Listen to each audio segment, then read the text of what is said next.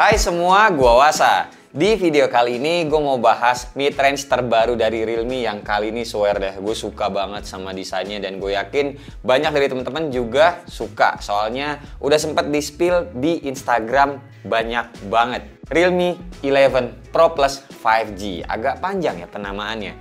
Emang gelar Pro sama Plus tuh diambil semua. Untungnya yang Max nggak diambil.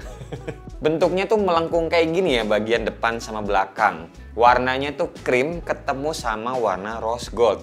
Rose gold ya, bukan gold aja. Asli, jadinya nih mewah banget kelihatannya. Totalnya itu sebenarnya ada dua warna yang masuk ke Indonesia, yaitu Sunrise Beige. Nah ini yang lagi gue pegang, warnanya beige ya disebutnya ini. Dan satu lagi yang warnanya hijau, yang dinamain Oasis Green. Oke, lanjut lagi kita lihat bagian belakangnya, simetris. Frame kameranya juga gede begini, nggak masalah buat gua ngelihatnya soalnya penempatan hardware-nya ini tuh rata, kanan kirinya tuh adil. Kameranya ada 3 sejajar horizontal. LED flash ada di bagian atas, di tengah-tengah juga. Terus di bawahnya ada tulisan 200 megapiksel OIS kamera. Terus kalau ngebalik dikit, bagian layar depannya juga di tengah-tengah nih punch hole-nya. Rata gitu loh, enak ngelihatnya. Kalau handphone depan belakang kayak gini tuh kayak ngingetin gue tuh sama Realme X yang dulu. Punya hal serupa, simetris juga ditambah kamera depannya juga modelan pop-up di tengah-tengah. Nah tapi sebenarnya yang bikin mata gua ganggu ngelihatnya adalah logo Realme-nya nih. Sayangnya dia ada di kiri bawah. Ya emang selama ini naruhnya di sebelah sini sih. Cuma ya coba aja gitu loh untuk kali ini ditaruh di tengah-tengah. Makin perfect jadinya. Buat bahan material back covernya sepertinya ini adalah polikarbonat yang dilapis sama material vegan leather. Yang juga ada tekstur 3D jahitan kayak begini. Tekstur doang ya, aslinya tuh nggak ada benang-benangnya, tapi kelihatan jelas kayak ada benang, sekilas aja. Terus perhatiin juga di tengah-tengahnya ada segaris vertikal kayak begini. Bentukannya kalau kita deketin, kita zoom gitu ya, kayak anyaman-anyaman gitu. Ngelihatnya juga warnanya senada kayak handphonenya. Nah usut punya usut, ternyata desainnya ini adalah hasil kerjasama Realme Design Studio barengan sama yang namanya Matteo Menotto, mantan desainernya Gucci. Ya udahlah, merek Gucci, nggak heran lah ya kenapa bisa semewah ini kenanya handphone mid-range doang. Frame handphonenya ini berwarna rose gold yang mana bagian atasnya itu ada lubang speaker dan mic. Jadi speaker handphone ini kenanya adalah stereo dan juga support Dolby Atmos. Di sebelah kanan ada tombol power sama volume, di sebelah kirinya polosan aja, nggak ada apa-apa. Di sebelah bawah ada speaker, port Type-C, mic lagi, dan slot SIM card yang cuma bisa nampung 2 nano SIM aja, nggak bisa micro SD. Lagian juga nggak kepake micro SD di sini mah guys.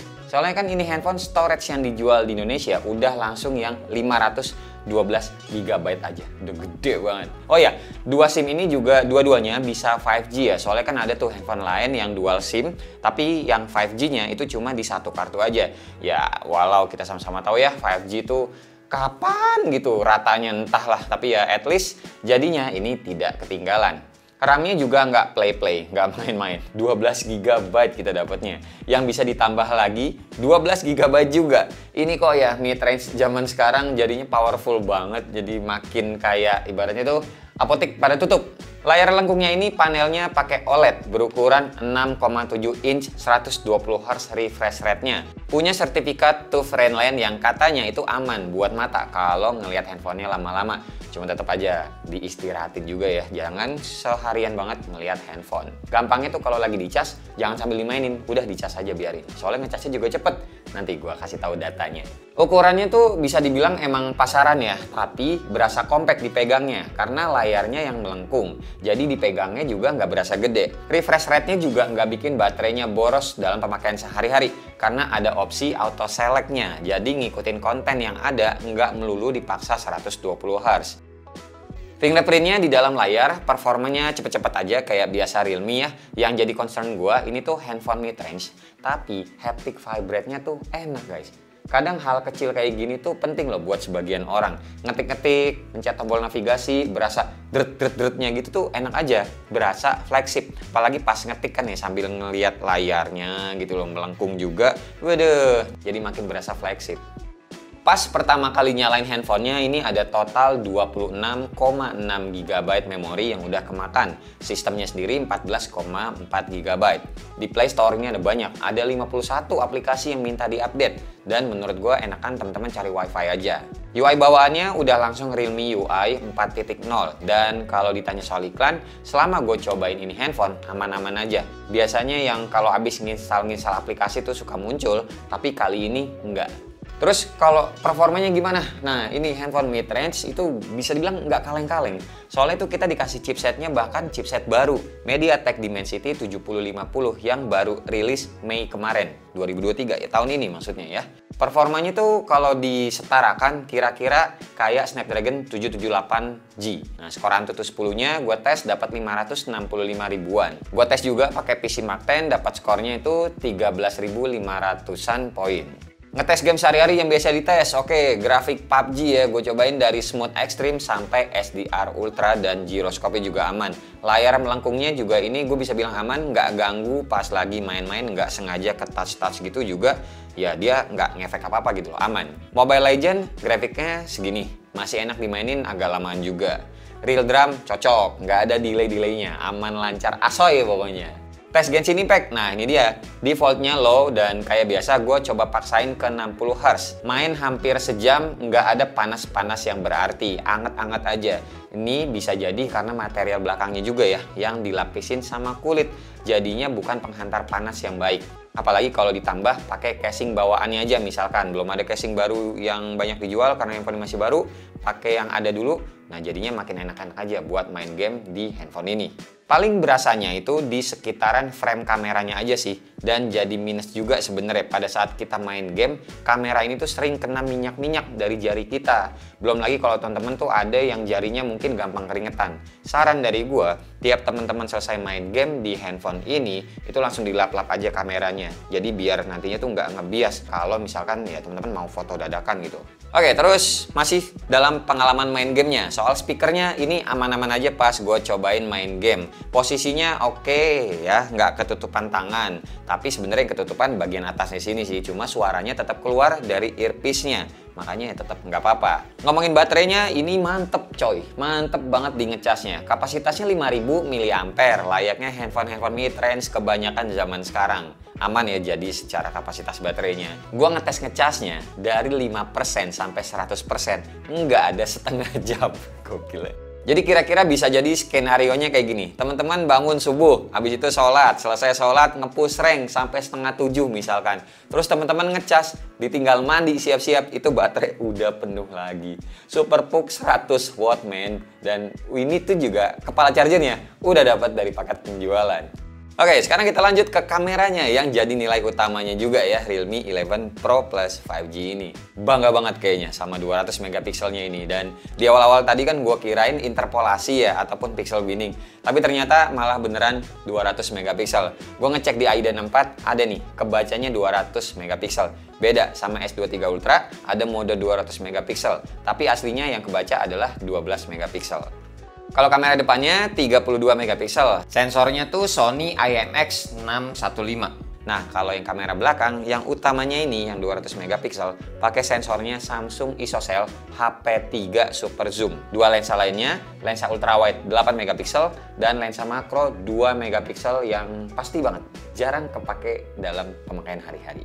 Yes, Realme mau pamer kali ini HP-nya tuh cocok buat zoom-zooman. Walau kenanya tuh lossless lah zoomnya, alias bisa dibilang ya digital juga, bukan optikal. Tapi karena lensanya pure 200 megapiksel, punya resolusi yang gede, makanya tetap pede dengan zoom digitalnya.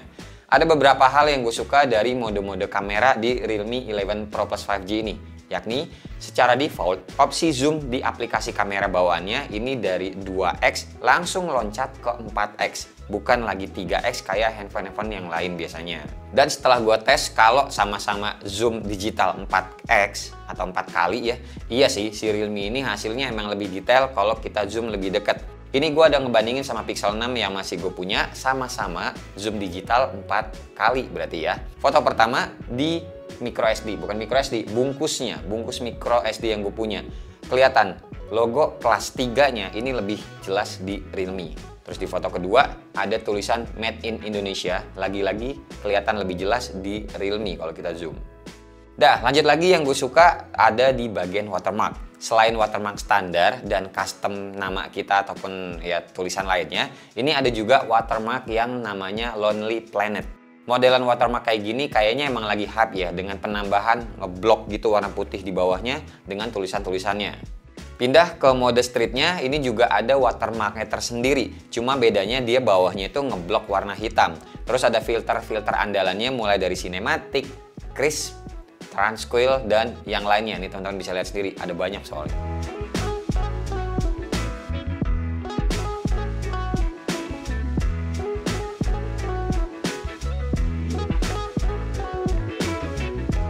Lanjut masih di mode street juga, ini tuh ada fitur baru yang ada di Realme 11 Pro Plus 5G ini, yaitu adalah auto zoom. Buat ngeaktifinnya tinggal onin aja tulisan zoom yang di tengah atas ini jadi warna kuning tuh ya kalau udah on. Habis itu tinggal di tap-tap aja layarnya. Dia tuh kayak secara otomatis ngezoom apa yang kita tap tadi, dan auto bikin framing sendiri kayak begini. Unik dan hasilnya juga bisa dibilang nggak pecah sih. Soalnya kan ya tetap ini ngandelin resolusi kameranya yang gede.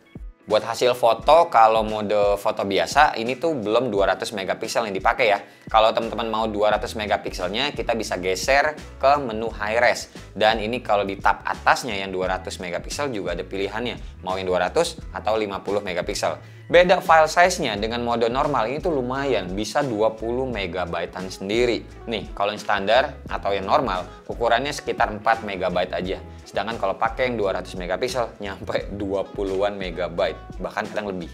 Ngebandingin foto yang mode normal sama yang mode 200 megapiksel, kelihatan pas kita zoom sampai mentok. Kayak ini, gua ada ngezoom ke bis ya, dan ada tulisan pariwisata. Dari bisnya ini emang sama-sama bisa dibaca, tapi hurufnya yang kelihatan lebih huruf tentunya ada di yang mode 200 megapiksel.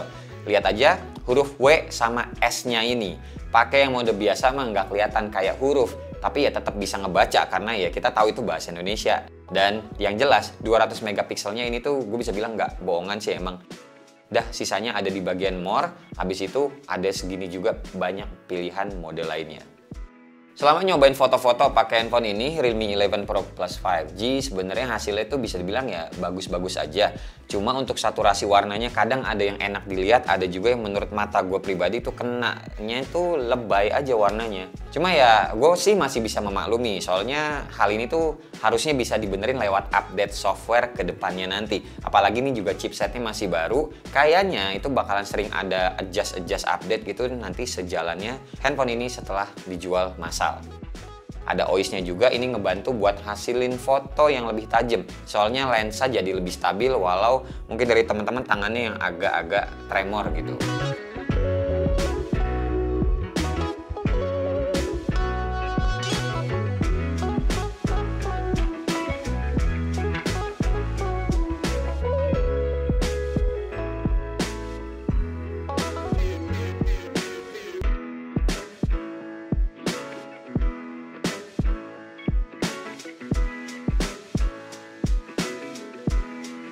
Lanjut kita ke bagian videonya.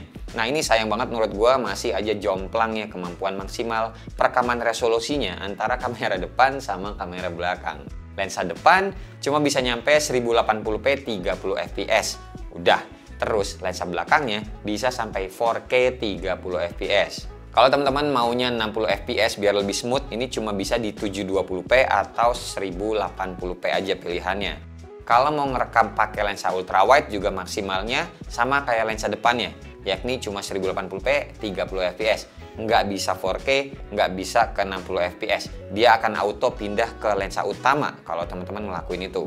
Sempet mikir juga, ini lensa makro kan sebenarnya kalau diganti sama lensa zoom aja yang optikal harusnya jadinya lebih keren sih. Cuma ya langsung mikir juga, kalau ada lensa zoom optikal nanti ya harganya bakalan beda lagi dan nggak mid range banget kenanya kan kalau lensanya itu nggak ada makro. Soalnya kalau kita ngomongin flagship kebanyakan ya emang nggak punya makro. Oke, kalau ini adalah contoh video kamera belakangnya, pastinya 1080p 60 fps. Ih, smooth ya. OIS-nya berfungsi dengan benar. Cuma kok awannya. Tapi emang putih banget sih. Tuh. Lagi nggak ada biru-birunya, lagi berawan semua. Ini kondisinya sebenarnya lagi mau hujan. Udah gerimis malah. Tuh air.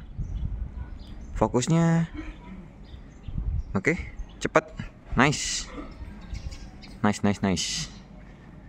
Ya, gimana? Panning kanan, kiri, tilt up, tilt down.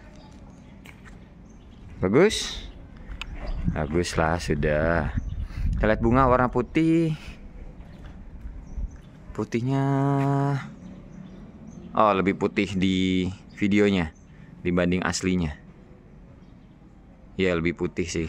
Aslinya tidak seputih yang di tampilan handphone gitu. Oke, habis ini cobain yang ultra wide-nya ya. Oke, ini yang ultra wide-nya. Posisinya dari tempat yang sama tadi gue berdiri terakhir pas nge-stop 1x-nya tadi ya. Dan ini kalau lagi ngerekam ya tidak bisa balik ke lensa belakang, tidak bisa pindah ke lensa utama, nggak bisa. Pokoknya stay udah begini aja. UI-nya beda ya. Terus iya, di bawah jalan. Ini 1080p 30 fps mentoknya. Jadi nggak bisa 60 fps ya. Wes, mulai. Makasih ya. Hati-hati di jalan. Ya, mari. Ya. Bang Antang coba ngomong dong, jadi biar kedengaran mic-nya. Halo, dengan siapa di mana? Passwordnya. Ya itu. Dengan gua ngomong standar ya. Iya, ngomong standar kayak gitu. Penangkapan mic-nya coba dinilai sendiri teman-teman bagus atau tidak untuk lensa ultra wide-nya. Ini udah mulai gerimis ternyata. Iya, udah hujan. Nggak percaya nih, kita lihat. Hujan. Tuh. Rintik-rintik hujan. Oke, lanjut sekarang ke lensa depannya, selfie-nya. Nah, kalau lensa yang selfie ternyata ada pilihannya. Ini sekarang tuh tulisannya 0,8x, 0,8 kali. Kalau gue ubah ke 1, jadinya lebih ngezoom. Ini kalau kayak gini-gini sebenarnya yang utamanya lensa selfie-nya kalau video tuh justru yang segini, yang jauh, yang nge-wide banget. Biasanya kayak gitu. Karena yang 1x ini adalah hasil crop-nya. Tapi gue lebih suka yang 0,8 sih. Lebih nice, lebih luas gitu. Dan tangan nggak usah jauh-jauh banget megang handphone ya. Kalau posisi tangan gue paling jauh ya, tuh segini. Oh, kelihatan lengannya juga. Jadi jauh banget. Jadi cepet capek kalau ngerenggang tangannya segitu. Tapi mendingan segini aja. Ya. Di bawah jalan, ala-ala vlog. 1080p 30 fps tidak bisa naik lagi. Sayangnya. Jomplang sekali. Jadi kalau teman-teman ngevlog pakai handphone ini Realme 11 Pro 5G, Pro Plus 5G, Realme 11 Pro Plus 5G, mau nggak mau harusnya kamera depan dan belakang ada di tingkat perekaman resolusinya yang sama, yaitu 1080p 30 fps. Oke guys, yaudah, gimana kameranya, bagus atau tidak untuk perekaman videonya? Silahkan drop komentar di bawah. Lanjut lagi. Oke, kalau ini lagi ngetes perekaman video pada saat malam-malam hari ya. Nah, kalau malam gue tuh lebih seneng di 1080p 30 fps. Kenapa? Karena dengan 30 fps biasanya itu jadi lebih terang di sekitar, nggak seperti yang 60 fps ya. Terus ini juga OIS-nya kelihatan lebih stabil. Cuma ternyata kalau misalkan malam-malam, minusnya dari Realme 11 Pro Plus 5G ini adalah ada flare nih guys. Nih tuh lampu-lampu ya. Oke, penangkapan mic-nya juga gimana? Coba gua ke arah sana ya. Ini jalan agak cepetan. Dipegang satu tangan aja, karena tangan satu lagi begini. Nah, kita lihat. Tuh lumayan ada flare-nya ya. Kalau flare gini tuh biasanya karena hardware-nya, coating glass-nya ya. Jadi nggak tahu juga bakalan bisa hilang atau enggak dengan adanya software. Kalau yang udah sih nggak bisa ya, karena ini kan hardware, potongan kacanya, potongan glassnya gitu lah. Nah, ini ada motor juga datang, kita lihat. Tuh flare-nya ngikutin lampu motornya juga. Ke lensa ultrawide nggak bisa ya, udah mentok nih 1x. Kucing Kita zoom. Ini 7 kali nih, 7x tulisannya. Kita lihat mentoknya berapa. Oh, mentoknya 10. Iya, paling mentok segini. Oke, sip. Lanjut ya.